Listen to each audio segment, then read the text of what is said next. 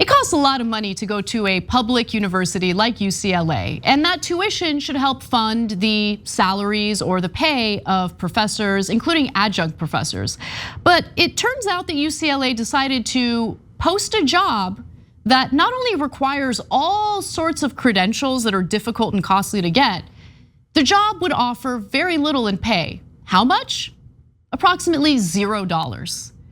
This story, I want to say it blew my mind, but as someone who's worked as an adjunct at Cal State Northridge and knows what it's like to get a paycheck from doing that type of job, it's not really that surprising, but it's something that people should know about. In the job posting that appeared this month on UCLA's internal recruitment website, the university specified that applicants must understand there will be no compensation for this position. In other words, no salary, no benefits. But there are a lot of requirements to even qualify for this prestigious job. Applicants must have a doctorate in chemistry, biochemistry, or an equivalent discipline and significant experience in teaching chemistry or biochemistry at the college level.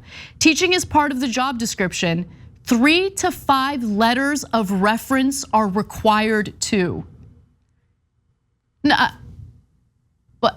Okay, so later, I'm guessing after there was backlash, the job listing disappeared and they tried to walk it back and make it seem like it was some sort of mistake. I'm not buying that, and I'll explain why in just a minute. But first, I mean, you can't stop scoffing, Waz, so I want to hear what you think.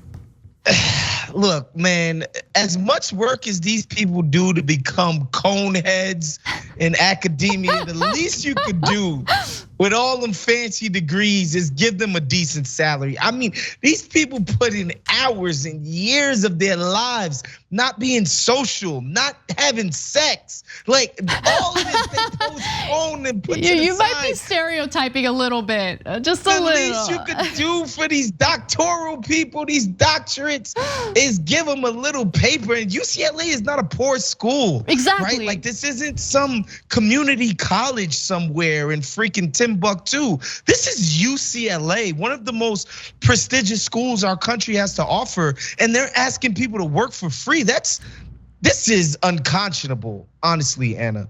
Of course it is. It really is. Look, so if you're teaching like a 3-unit class, and you do get paid, if you're lucky to get paid, you might get $4 grand for it for the entire semester for that class. And by the way, teaching's not easy. Like teaching college students is not easy, especially if you actually give a crap and want to make sure that they're getting a quality experience from it, right? If you want to be more personal, if you want to focus, like give them one-on-one attention, like it's a lot of work. Putting lectures together, anyway, like it's so undervalued. And by the way, there's a reason why it's so difficult to even find a tenured position. Because if you're a tenured professor, there are all sorts of pay guarantees. In a lot of cases, there are union protections as well. We'll get to all of that in just a moment. But first, I want to get to the lie where they're like, oh, it was a mistake. It was totally a mistake. A spokesperson for the school claimed that the posting was a total accident. However, Miguel Garcia Garibay, who was UCLA's Dean of Physical Sciences, was responsible for the job posting. And he wrote, quote, "We recognize the language in this particular advertisement could have benefited from additional context. Arrangements such as these are common in academia, but Garcia Garibay didn't provide any additional context at all, nor did he explain about the no pay arrangement and how it's common in academia." So he's the one who posted it. He doesn't say that it was a mistake. He's like, no, this is actually common. This is, we probably should have added more context to that job listing.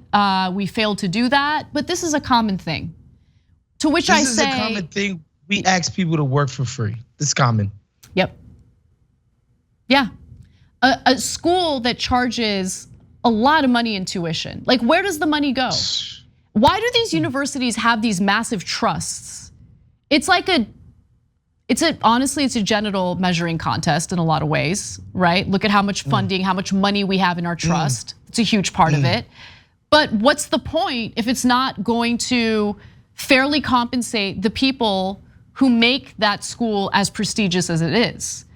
It's terrible. And I don't think anyone should be applying for these types of jobs. Like there needs to be people need to take a stand. UC's own recruitment guide for adjunct professors makes clear that non-salaried offers are suitable only under very limited conditions, where a faculty member in one department takes on a joint appointment at another, for example. How about even in that context, we compensate people. They should be compensated. Work is work. Stop asking people to work for free. And finally, I want to talk about the labor element to this, like the union element. So traditionally, adjuncts were people with outside professional experience or duties and the willingness to share them with students on a part-time basis.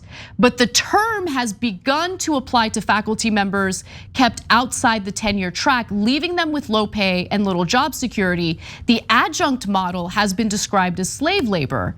And it's also a way to skirt certain requirements, right? So UC AFT president Mia McCulver says this: "What raised a red flag for me, in addition to the lack of compensation, was that this job posting clearly called only for someone who was going to teach. They may be using these appointments as assistant adjuncts to attempt to avoid their obligations made under our union contract. My fear is that UC management's addiction to cheap teaching labor is so strong that our new contract is not going to be honored." Damn, man. It's so cold-blooded, it's so disgusting.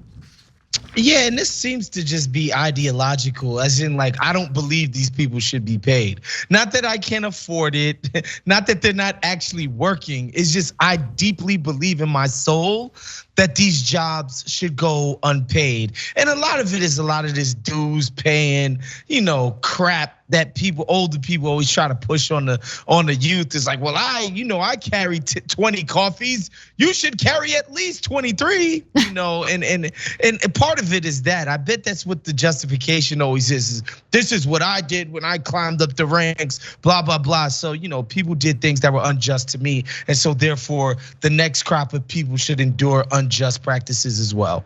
Yeah, I don't buy that. Anyone who has that kind of attitude, you see that it's a pretty dominant attitude among those who don't want to cancel student loan debt. It's like, well, I paid my student loan debt. I suffered, so I want everyone else to suffer. Okay, I guess you're a good person. Anyway, all right. Thanks for watching The Young Turks, really appreciate it. Another way to show support is through YouTube memberships. You'll get to interact with us more. There's live chat emojis, badges. You've got emojis of me, Anna, John, JR. So those are super fun. But you also get playback of our exclusive member-only shows and specials right after they air.